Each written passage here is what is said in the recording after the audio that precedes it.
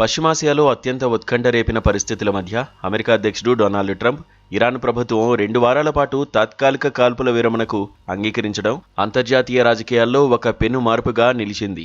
కేవలం కొద్ది గంటల ముందే ఒక మొత్తం నాగరికత అంతం కాబోతోందంటూ ఇరాన్ మౌలిక సదుపాయాలపై వినాశకర దాడులు చేస్తామని హెచ్చరించిన ట్రంప్ అనూహ్యంగా శాంతి మంత్రాన్ని పఠించడం వెనుక బలమైన కారణాలు ఉన్నాయి. పాకిస్తాన్ ప్రధాని షహబాజ్ షరీఫ్, సైన్యాధిపతి ఆసిమ్ మునీర్ నేతృత్వంలో సాగిన దౌత్య రాయబారాలు ఈ ఘర్షణకు తాత్కాలిక బ్రేక్ వేయడంలో కీలక పాత్ర పోషించాయి.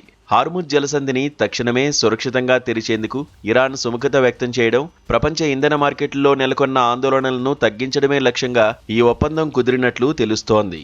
యుద్ధం కారణంగా అంతర్జాతీయ చమురు ధరలు ఆకాశాన్ని తాకడం, అమెరికాలో గ్యాసోలిన్ ధరలు రికార్డు స్థాయికి చేరడం వంటి అంశాలు ట్రంప్ ప్రభుత్వంపై దేశీయంగా ఒత్తిడిని పెంచాయి. ఇది ఆయన్ను చర్చల దిశగా ఆలోచింపజేసింది. ట్రంప్ తన వినాశకర హెచ్చరికల నుంచి వెనక్కి తగ్గడానికి ప్రధాన కారణం ఇరాన్ పంపిన 10 అంశాల శాంతి ప్రతిపాదన అని విశ్లేషకులు భావిస్తున్నారు. ఈ ప్రతిపాదన చర్చలకు సరైన పునాది వేయగలదని స్వయంగా ట్రంప్ ప్రకటించడం గమనార్హం. దీని ద్వారా ఇరాన్లో పాలన మార్పు ఇప్పటికే సాధ్యమైందని ఆయన తనదైన శైలిలో సమర్థించుకుంటున్నారు. అయితే క్షేత్రస్థాయిలో ఇరాన్ పాలకవర్గం ఇంకా బలంగానే ఉండడంతో పూర్తిస్థాయి యుద్ధం వల్ల కలిగే ఆర్థిక ప్రాణ నష్టం కంటే దౌత్యపరమైన పరిష్కారమే మేలని వాషింగ్టన్ భావించినట్లు కనిపిస్తోంది. మరోవైపు ఇరాన్ కూడా తనపై విధించిన ఆంక్షల తొలగింపు, గడ్డకట్టిన నిధుల విడుదల వంటి అంశాలను ఈ 2 వారాల చర్చల్లో ప్రధానంగా ప్రస్తావించనుంది. ఈ సీజ్ ఫైర్ కేవలం బాంబు దాడుల నిలిపివేత మాత్రమే కాదు, ఇజ్రాయెల్ కూడా ఈ కాలంలో ఇరాన్పై తన దాడులను ఆపివేసేందుకు అంగీకరించడం విశేషం. ఇది ప్రాంతీయంగా వ్యాపించిన యుద్ధ జ్వాలలను కొంతమేర చల్లార్చే ప్రయత్నంగా అంతర్జాతీయ సమాజం భావిస్తోంది. రాబోయే 2 వారాల సమయం పశ్చిమాసియా భవిష్యత్తును నిర్ణయించడంలో అత్యంత కీలకం కానుంది.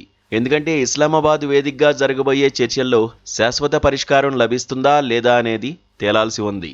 ఇరాన్ తన అణు కార్యక్రమం, క్షిపణి వ్యవస్థల విషయంలో ఏ మేరకు వెనక్కి తగ్గుతుందనేది ఈ చర్చల విజయానికి కొలమానం కానుంది. ట్రంప్ తన వ్యాపార దృక్పథంతో గొప్ప ఒప్పందం కోసం ప్రయత్నిస్తుండగా ఇరాన్ తన సార్వభౌమాధికారాన్ని కాపాడుకుంటూనే ఆర్థిక వెసులుబాటును కోరుకుంటోంది. ఒకవేళ ఈ 14 రోజుల గడువులోపు ఏకాభిప్రాయం కుదరకపోతే అంతకుముందు చేసిన హెచ్చరికల కంటే తీవ్రమైన దాడులు జరిగే ప్రమాదం ఉందని విశ్లేషకులు హెచ్చరిస్తున్నారు. కేవలం వ్యూహాత్మక వెనుకడుగ్గా భావిస్తున్న ఈ విరామం శాశ్వత శాంతికి నాంది పలుకుతుందో లేక మరింత పెద్ద యుద్ధానికి సన్నాహంగా మారుతుందో వేచి చూడాలి. ప్రస్తుతానికి మాత్రం ప్రపంచ మార్కెట్లు, సాధారణ ప్రజలు ఈ కాల్పుల విరమణ నిర్ణయంతో ఊపిరి పీల్చుకుంటున్నారు.